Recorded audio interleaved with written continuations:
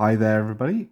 Just diving in to do another little bit of a sort of hobby update, I think, this time around for this week. Mainly focused around the idea that going to be working towards a little bit of an interesting challenge over the next few days. So there's a really good YouTube channel out there called Eons of Battle. And over there, they talked about last week doing essentially what they call like a 7-day challenge. And it's to paint 7 miniatures over 7 days, one per day. And so I was like, hey, that sounds like a really cool idea. I've got a whole bunch of miniatures sitting around from my Middle Earth collection that I'm probably not going to take the time to paint anytime soon for any particular reason. So this might be a really good way to kind of get through a backlog of all these different characters and get them painted up and ready for use on the tabletop in the future. So yeah, the idea behind it is that essentially you take a miniature, say for example, Garbodagan here, and then you spend all of that day working on that miniature, if you know what I mean. So, well, not all of the day, but all of the time that you spend painting, you spend on that miniature. So it's all about taking this chap, say on today, on Sunday, and working through him from the very beginning all the way to the very end over the course of that day. And you get that miniature finished to the highest standard you can possibly do in order to really showcase the model in its entirety. It's not a rush job, you're not batch painting, you're spending time focused on one particular miniature and getting them to that finished state.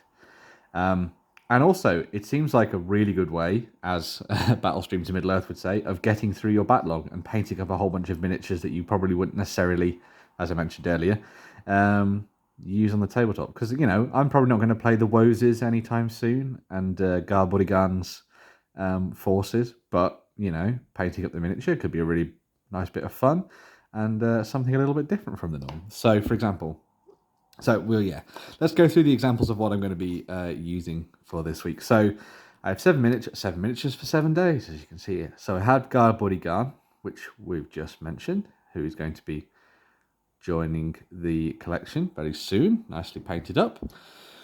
Then we have personally one of my favourite characters, Prince Imrahil.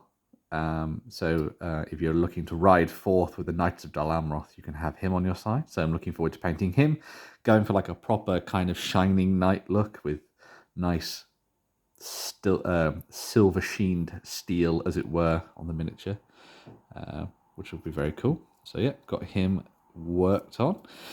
Ready to go. All of them have been undercoated, obviously, so there's no excuse for me not doing these. Then I have the Haldir model, the armoured Haldir, from the Heroes of Helm's Deep set, with his bow at the ready. Had to retweak his bow just a little bit. I think they managed to capture his likeness exceptionally well in the miniature as well. It's very cool. But yeah, so he is in the painting queue, as it were. Then we have something a little bit. I was struggling to find miniatures I hadn't already painted from my collection because I've got a couple of dupes and stuff. But so this is an Easterling Captain. I think it'll just be fun painting up the Easterlings and having a little bit of fun with them. So going for like the reds and golds and trying to bring that out really nicely, rather than going that kind of off gold that I normally use for a lot of my models, which is this one. This is the kind of gold that I tend to use a lot of now, just because it's darker and I quite like the way that it turns out. But obviously for this chap, he's an Easterling, going to be going for something a little bit heftier. So we'll go with some Retributor armor for him. So we've got Garbodigan, we've got Prince Imrahil, we've got Haldir from Helm's Deep, we've got the Easterling Captain. Then we have a Sharky. So I've painted up a couple of Sarumans now, including my very tiny Saruman, who is actually here. I'll just show you my tiny Saruman. There's my tiny Saruman. Hello! I'm about to betray you all. But yeah, so going to be working on Sharky. Again, just was added to the collection essentially and just needs to be painted up really. So I need to do a little bit of cleaning up and tinkering just on the hand, I think, there. Maybe going with a knife and just clean that up a little bit. But otherwise, it's going to be fun painting him. Go for that kind of brown robe with the big white beard and stuff. Get him on the tabletop for some ruffian action later. Then I have a couple of models that I've been meaning to paint for quite a while, actually. So I have this, the old Isildur model.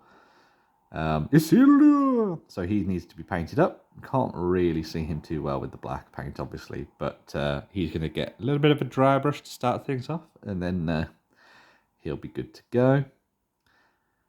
I've got his father, Elendil, over here, but he has a broken sword, unfortunately, which is a real bummer.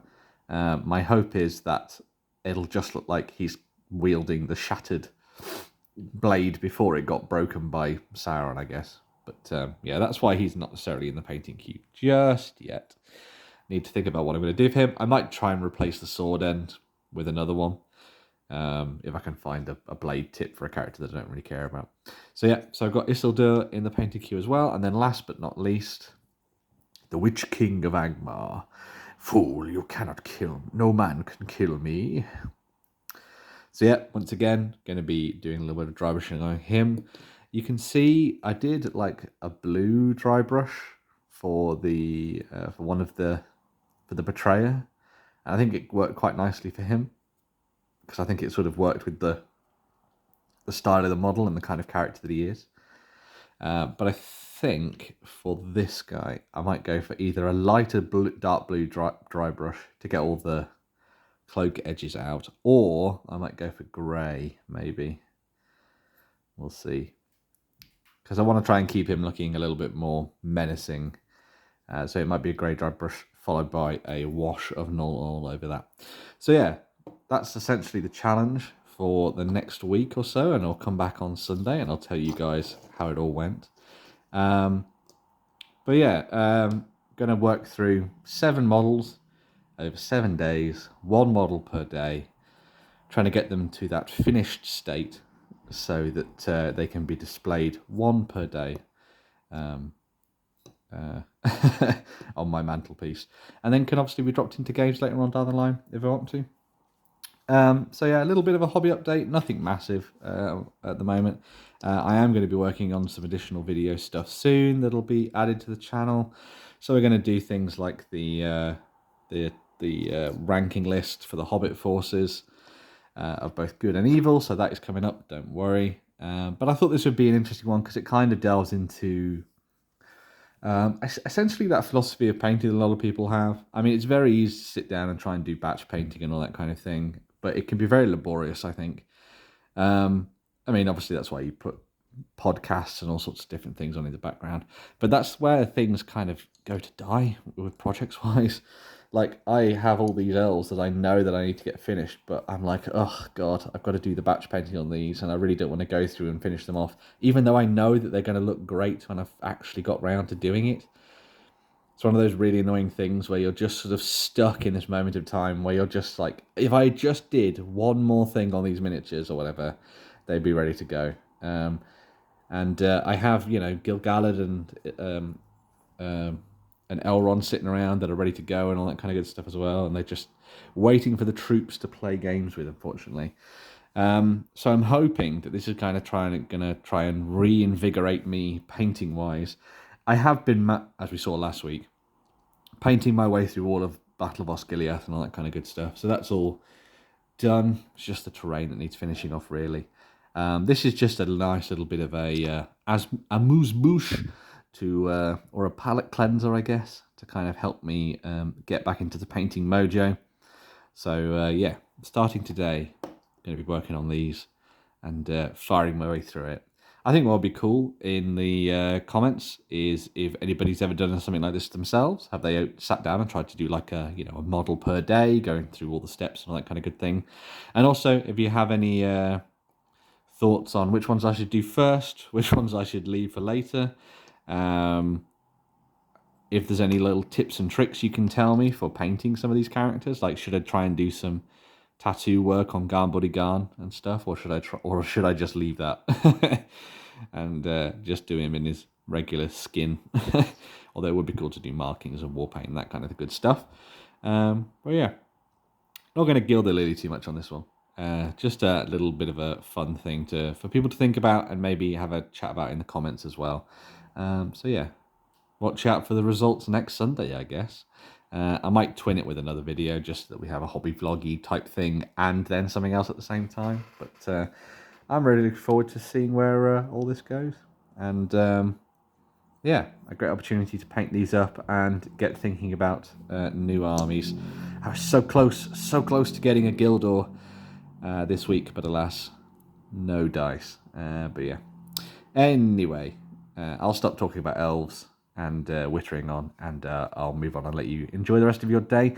As always, thank you for commenting, liking, and subscribing on all of the videos from the channel.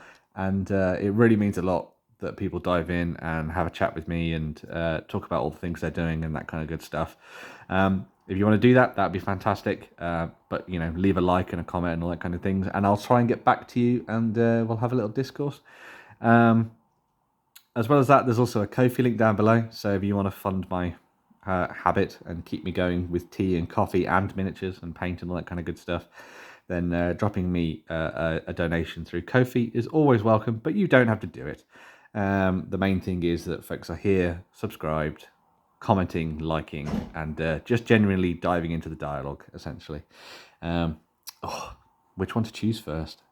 I'm really tempted to paint Haldir first, although I do also quite like this chap.